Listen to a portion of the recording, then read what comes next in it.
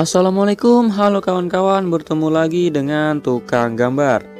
Pada video Draw Story kali ini, aku akan menceritakan kisah salah satu sahabat Rasulullah SAW yang selalu diantar oleh iblis setiap pergi dan pulang dari masjid. Nama sahabat Rasulullah ini adalah Abdullah bin Umar bin Abdul Syuraih. Diceritakan, Abdullah bin Umar ini mengalami kebutaan sejak beliau lahir. Ia tergolong sebagai pemeluk Islam golongan pertama.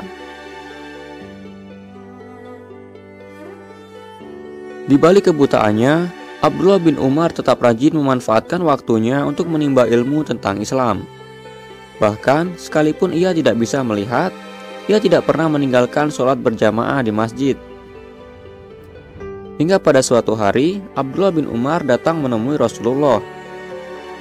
Ia ingin meminta izin pada Rasulullah untuk tidak menghadiri sholat subuh berjamaah, lantaran tidak ada yang menuntunnya ke masjid. "Wahai Rasulullah, bolehkah aku meminta keringanan untuk tidak melakukan sholat subuh berjamaah di masjid?" tanya Abdullah. "Apakah engkau mendengar azan?"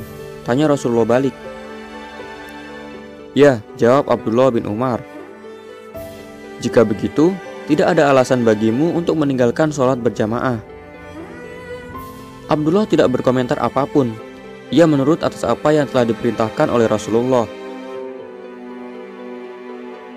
Keesokan harinya, saat Abdullah bin Umar sedang berjalan menuju masjid untuk melaksanakan sholat subuh, ia mengalami sedikit masalah. Setelah beberapa saat berjalan, Abdullah bin Umar tersandung batu. Ia jatuh tersungkur dan kepalanya membentur batu, sehingga membuat kepalanya berdarah. Namun Abdullah bin Umar tidak berhenti. Ia tetap semangat untuk pergi ke masjid. Abdullah bin Umar kemudian mengusap darah yang ada di kepalanya dan berjalan kembali. Rasa perih akibat luka bukanlah penghalang baginya untuk meninggalkan sholat berjamaah. "Hai paman, engkau hendak kemana?" Tiba-tiba seseorang menyapa. "Aku hendak ke masjid," jawab Abdullah. "Maukah engkau aku antar, paman?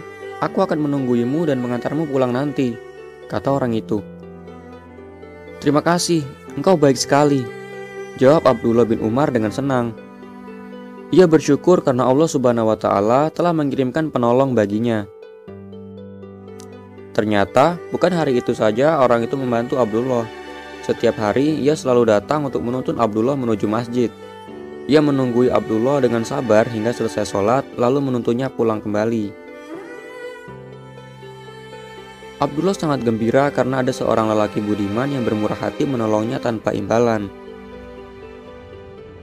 Namun anehnya, laki-laki itu tidak pernah memberitahukan siapa namanya. Setiap kali Abdullah bertanya, ia selalu mengelak. Hingga pada suatu hari, Abdullah benar-benar ingin tahu siapakah laki-laki baik hati yang telah menolongnya itu. "Siapakah namamu, wahai fulan?" tanya Abdullah saat laki-laki itu kembali mengantarnya ke masjid.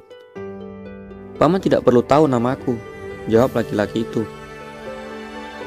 "Jika begitu, jangan menolongku lagi. Aku tidak mau ditolong oleh orang yang tidak aku ketahui namanya," kata Abdullah. Mendengar jawaban dari Abdullah, orang itu tampak bingung. Ia ingin menuntun Abdullah setiap hari. "Baiklah, aku katakan siapa aku sebenarnya." "Sebenarnya, aku adalah iblis," sahut lelaki itu. "Untuk apa engkau menolongku? Bukankah pekerjaanmu adalah menghalangi kebaikan?" tanya Abdullah. "Masih ingatkah engkau saat pergi ke masjid lalu engkau tersandung batu dan berdarah?" tanya laki-laki itu yang ternyata adalah iblis. "Ya, aku masih ingat," jawab Abdullah. "Aku mendengar malaikat mengatakan bahwa separuh dosamu telah diampuni karena hal itu. Aku tidak mau engkau terjatuh lagi, hingga habislah dosamu diampuni semuanya." Abdullah terkejut. Rupanya lelaki budiman yang menolongnya adalah iblis yang tidak rela dosa-dosanya diampuni semuanya.